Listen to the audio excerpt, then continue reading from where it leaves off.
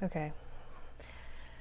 What I was saying earlier, I was freeing up storage on my phone, was there may be a way in which you confuse assertion with aggression, or maybe you find people who are assertive to be aggressive, and that's not exactly the way you always or prefer to express yourself.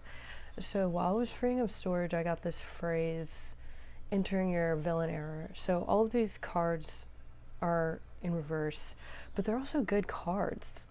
Um, they're really good cards, and some of these cards are in some ways kind of flashy. They're opulent.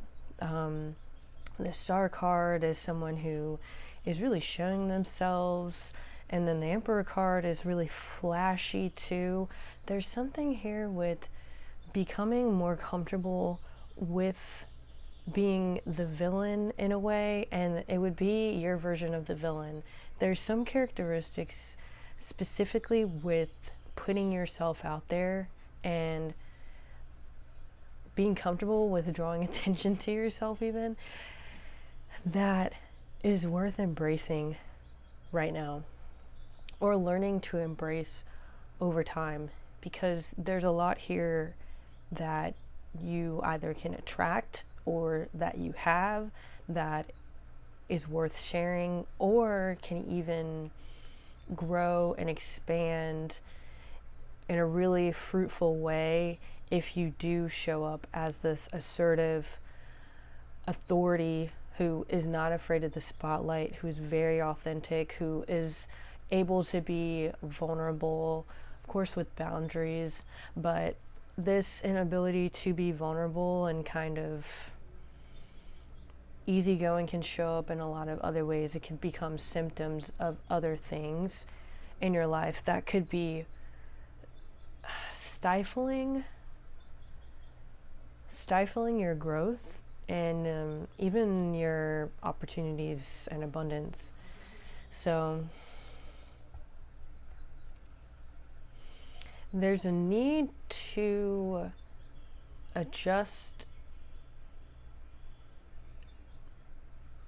your mindset when it comes to merging your domesticated self with your more wild, messy, unfiltered self. Both are wanting to exist here.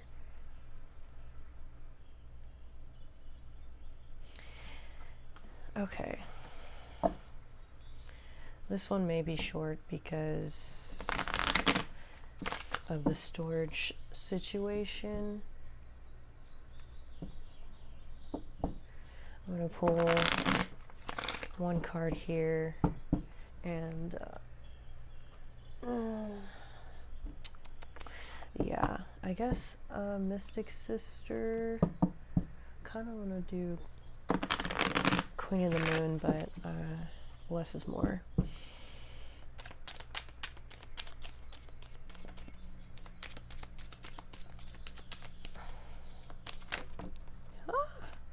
Structure and reward. It's crazy how these cards and freeze and change. Okay, and there's happiness, ascension, undulation. Okay, we're just gonna stick with, I don't want to get too carried away with all these cards. Freeze and change and reverse. So this way of being, you're hiding some good stuff, some really good stuff.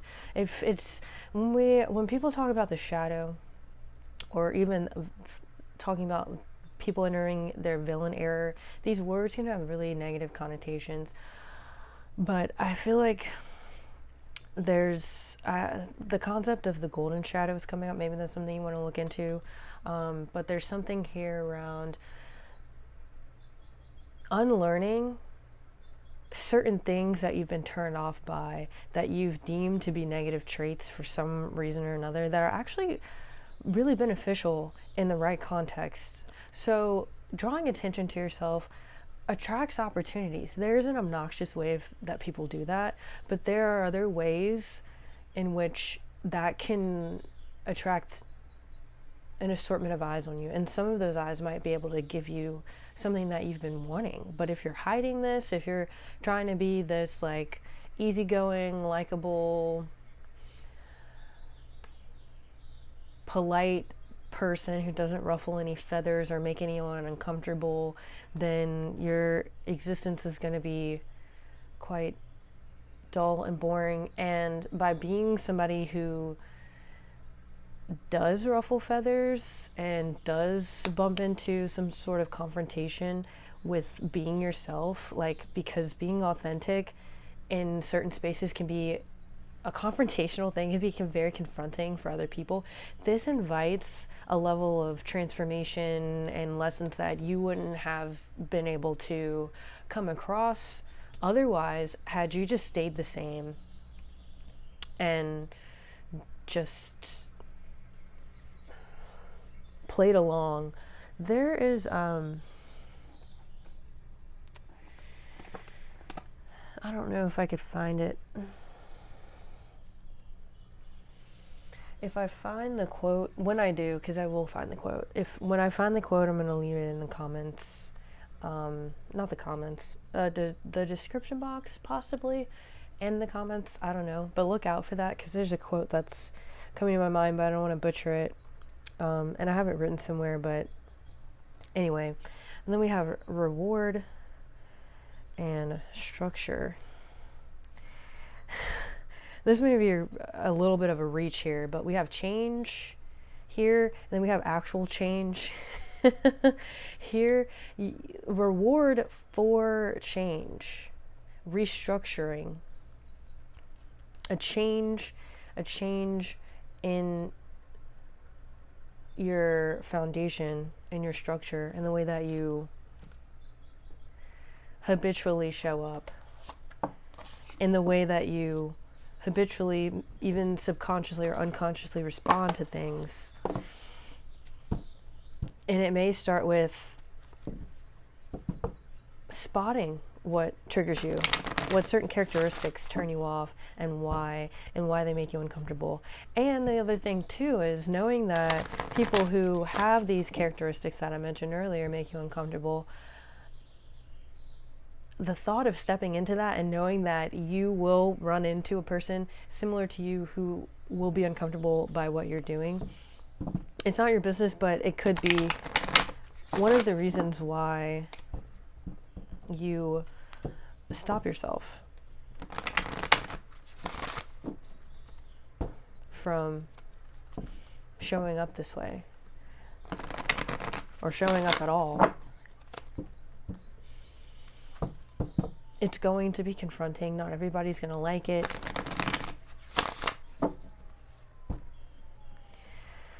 It's weird too, because behind that freeze and change card was happiness, but there's something that feels very artificial about this happiness. Like the fact that it looks like a sticker.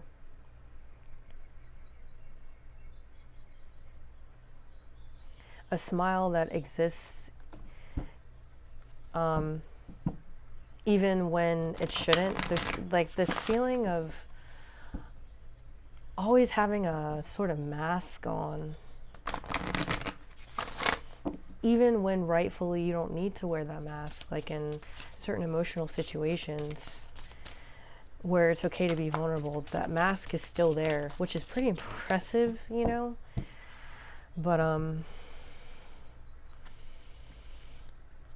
okay, we have, I wish I knew more about these, and I couldn't even tell you how to pronounce their names, but we have EIR. I feel like she's some sort of like Welsh. And then Thea, and then Mania at the bottom of the deck. She looks like this like 80s glam rock alt girl. Okay. Thea, keywords: illumination, psychic visions. She's a goddess of sight and heavenly light. Your intuitive insight is attempting to contact your conscious attention. Put to use your tools that will best enable you to interpret these symbols. Meditate and reflect.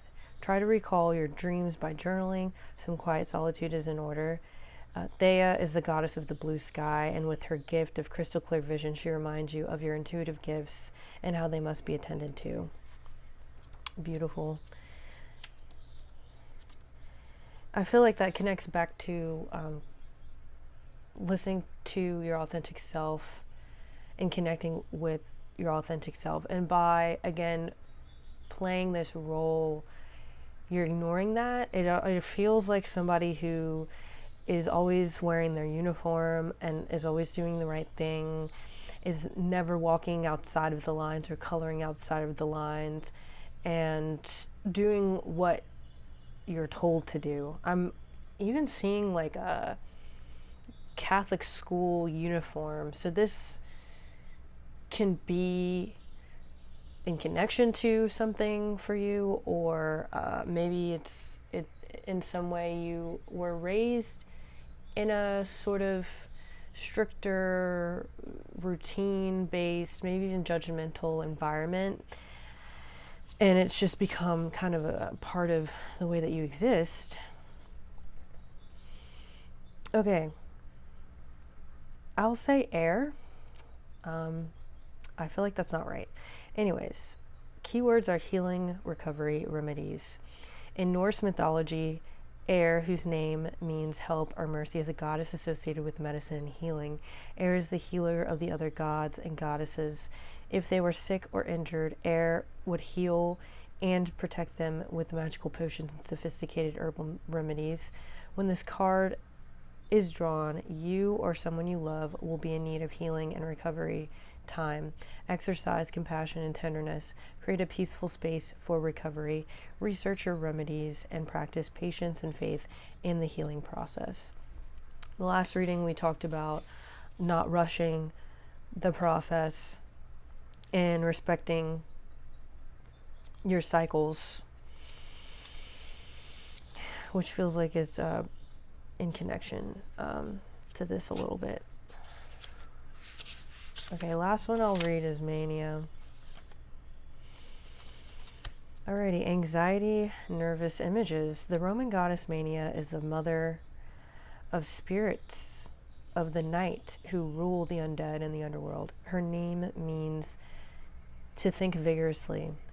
Though this does not refer to simply interesting thoughts or innovative ideas, she is the goddess of madness. Mania would send her spirits to the earth to inflict insanity, to cause people to think in a state of frenzied delusion. Drawing this card is a warning to cease your obsessive thinking. Sometimes we get caught up in a loop of worries, fears, and anger, but not all of our thoughts are based in reality. Do not believe everything your mind is telling you. It is imperative now to meditate. Sanity needs to be restored. You may have reached the point where you must allow yourself plenty of space and direct yourself to be quiet, still, and calm.